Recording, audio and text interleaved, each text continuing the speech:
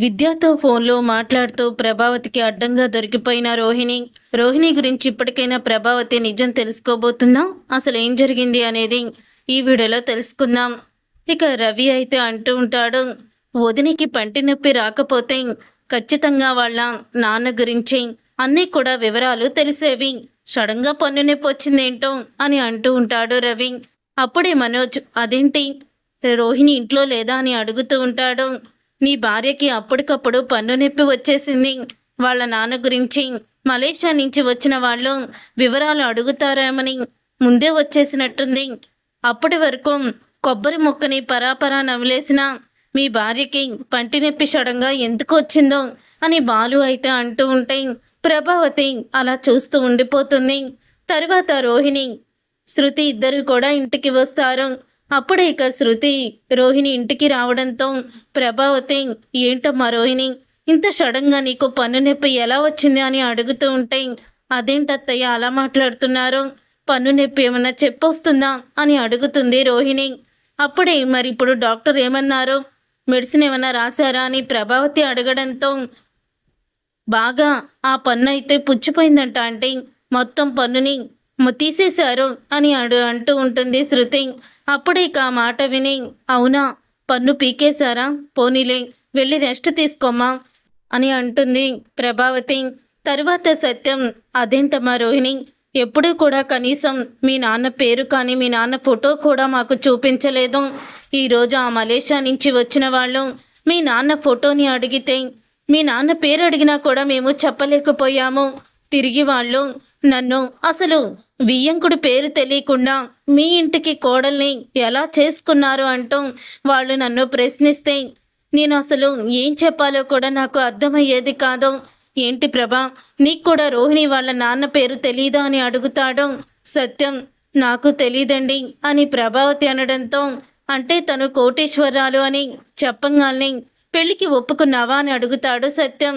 అప్పుడే మనోజ్, నాకు కూడా తెలీదు నాన్న అని అనడంతో, చాలా బాగుంది, అమ్మ కొడుకు వియ్యంకుడు పేరు తెలియకుండానే పెళ్లి జరిపించేశారు.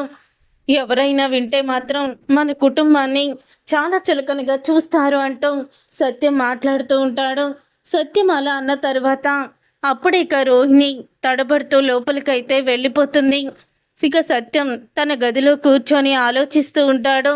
అప్పుడే పాలు తీసుకొని ప్రభావతి సత్యం దగ్గరికి వచ్చి, ఏంటండి అంత దీర్ఘంగా ఆలోచిస్తున్నారు, ఏం జరిగింది అని అడిగేసరికి, ఏం లేదు రోహిణి గురించే నేను ఆలోచిస్తున్నాను అని చెప్తూ ఉంటాడు సత్యం. రోహిణి గురించి ఎందుకు ఆలోచించడం అని ప్రభావతి అడగంగానే, ఏం లేదు ప్రభా, నీకు అర్థమవుతుందో లేదో నాకు తెలియడం లేదు, కానీ తను కోటీశ్వరరాలు డబ్బున్నది అని చెప్పంగానే నువ్వు ఈ పెళ్ళికి ఒప్పేసుకున్నట్టున్నావు. కానీ రోహిణి ఈరోజు తన ప్రవర్తన నాకు చాలా తేడాగా కనిపించింది. వచ్చిన వాళ్ళకి మన వియ్యంకుల పేరు చెప్పలేకపోయాము. రోహిణి వివరాలు చెప్తుందనుకుంటే సడన్గా పంటి నొప్పి వచ్చింది. అప్పటి వరకు కూడా బాగానే ఉన్న రోహిణి సడన్గా పంటి నొప్పితో ఎందుకు బాధపడింది?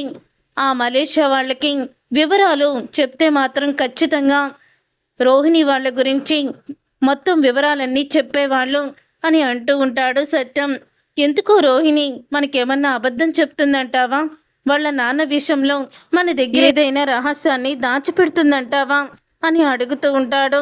అప్పుడే ఇక ఆ మాట విని ఒక్కసారి ప్రభావతి కూడా ఆలోచనలో పడుతుంది. తర్వాత రోహిణి మనోజ్ బయటికి వెళ్ళడంతో విద్యకి ఫోన్ చేస్తుంది. అప్పుడే విద్య, ఏంటి ఈ టైంలో చేశావు, ఏం జరిగింది, అక్కడ మళ్ళీ ఏదైనా సమస్య వచ్చిందా అని విద్య అడగడంతో, సమస్య వచ్చిందని అంత క్లారిటీగా నువ్వు ఎలా చెప్తున్నావే అని అంటుంది.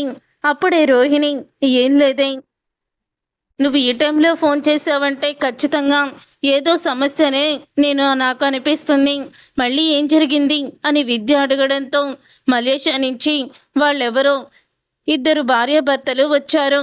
వాళ్ళ పెళ్లి రోజుని వాళ్ళని బాలు ఇక్కడికి తీసుకువచ్చాడు. వచ్చిన తర్వాత మాకు మలేషియా మొత్తం తెలుసు అని వాళ్ళు అనడంతో, మా అత్తయ్య మా నాన్న గురించి వివరాలు అడగడానికి నన్ను కిందకి పిలిచింది. అప్పుడేం చెయ్యాలో అర్థం కాక పంటి నొప్పని చెప్పి నేను అబద్ధం చెప్పి నాటకం ఆడాను అని అంటూ ఉంటుంది రోహిణి. ఇంతలో ప్రభావతి రోహిణితో మాట్లాడదామని గది దగ్గరికైతే వస్తుంది. అప్పుడే రోహిణి విద్యతో ఫోన్లో మాట్లాడుతూ ఉండడం చూసి షాక్ అయిపోతూ ఉంటుంది. అవునే, పన్ను నొప్పని అబద్ధం చెప్పి తప్పించుకున్నాను, కానీ అసలు అదేం హాస్పిటల్లో తెలియదు, కానీ ఆ డాక్టర్ అయితే మంచి పన్నుని పిప్పన్ను అంటూ శుభ్రంగా పన్ను పీకేసింది. చాలా బాధపడ్డాను. నేను వచ్చేసరికి ఆ మలేషియా దంపతులు వెళ్ళిపోయారు. బాలు రోజు రోజుకి నా పుట్టింటి గురించి ఆరా తీయడం ఎక్కువైపోయింది. ఇప్పుడు ఆ మలేషియా దంపతులకి మా నాన్న పేరేంటని వాళ్ళు అడిగినప్పుడు పేరు కూడా చెప్పలేకపోయాము. అసలు ఏం జరుగుతుందో తెలియడం లేదని మావయ్య గారికి కూడా నా మీద అనుమానం వచ్చింది అని అంటూ ఉంటుంది ఫోన్లో. ఆ మాటలన్నీ విని ప్రభావతి షాక్ అయిపోతూ ఉంటుంది. నేను కోటీశ్వరరాల్ని కాదన్న నిజం మా అత్తయ్యకి తెలిస్తే నన్ను మెడపట్టుకొని బయటికి గెంటేస్తుంది. ఇక మా మావయ్య గారు మా అత్తయ్య గారిని నోటికొచ్చినట్లు తిడతారు. ఇంట్లో వాళ్ళందరూ తను కోటీశ్వరాలని, వాళ్ళ నాన్నకి 10 కంపెనీలు, ఎంతోమంది ఉద్యోగులు ఉన్నారని ఆ రోజు చెప్పిన దానికి నువ్వు కోడలుగా చేసేసుకున్నావా అని మా అత్తయ్య గారిని నిందిస్తారు. మా అత్తగారు నన్ను కూడా బయటికి గెంటేస్తుంది. ఏం చెయ్యాలో అర్థం కావడం లేదు. వాళ్ళు వెళ్తూ వెళ్తూ ఏదో ఒక మాట అనే ఉంటారు అని చెప్తుంది రోహిణి. అప్పుడే విద్య, ఎన్నిసార్లు నీకు నిజం చెప్పమని నాటకం ఆడుతున్నావు కదా, నిజం చెప్పే మోసం చెయ్యొద్దని చెప్పాను, కానీ నువ్వెక్కడ వినిపించుకున్నావు అని అంటూ ఉంటుంది విద్య. అప్పుడే రోహిణి, అవునే, ఆ పెళ్లి రోజు నాడే నేను కోటీశ్వరాల్ని కాదని మనోజ్కి చెప్పడానికి ప్రయత్నించాను, కానీ అప్పుడు అవకాశం దొరకలేదు. తరువాత ఒక అబద్ధాన్ని దాచిపెట్టడం కోసం ఇంకా దాని మీద ఎన్నో అబద్ధాలు ఆడాల్సి వచ్చింది. ఇప్పుడు నేను కోటీశ్వరాలని మా అత్తగారు నెత్తిన పెట్టుకుని చూసుకుంటుంది. నేను కోటీశ్వరాల్ని కాదని తెలిస్తే మీనా బ్రతుకు కన్నా నా బ్రతుకు ఇంకా హీనమైపోతుంది అని రోహిణి అంటుంది. ఏదో మా అత్తగారి చేత ఆ రోజు పెళ్లికి ఒప్పించినందుకు పార్లలు పెట్టించింది, అది కూడా నిలుపుకోలేకపోయాను. ఆ రోజు మా నాన్న ఇచ్చాడని ఇల్లు తాకట్టులోనిచ్చి పత్రాలు తీసుకురావడానికి పార్లలు అమ్మేసి తీసుకురావాల్సి వచ్చింది. నువ్వు చెప్పింది నిజమే, ఒక అబద్ధం దాచిపెట్టడానికి 100 అబద్ధాలు ఆడాల్సి వచ్చింది అని రోహిణి అంటుంది. కానీ ఈరోజు నేను అడ్డంగా దొరికిపోతానేమో అనుకొని చాలా భయపడిపోయాను, కానీ నేను దొరకలేదు అని చెప్తూ ఇక రోహిణి అయితే తను కోటీశ్వరాలు కాదన్న నిజాన్ని తన నోటితోనే విద్యతో ఫోన్లో మాట్లాడుతూ ఇక ప్రభావతికి నిజం చెప్పేస్తుంది. ప్రభావతికి అడ్డంగా దొరికిపోతుంది. రోహిణి కోటీశ్వరాలు కాదని నిజం తెలుసుకున్న ప్రభావతి షాక్ అయిపోయి ఇక రోహిణిని కొట్టడానికి లోపలికి వస్తూ ఉండగా అప్పుడే ఇంట్లో వాళ్ళు అందరూ తనని నిందిస్తారన్న విషయాన్ని గుర్తు చేసుకుంటుంది.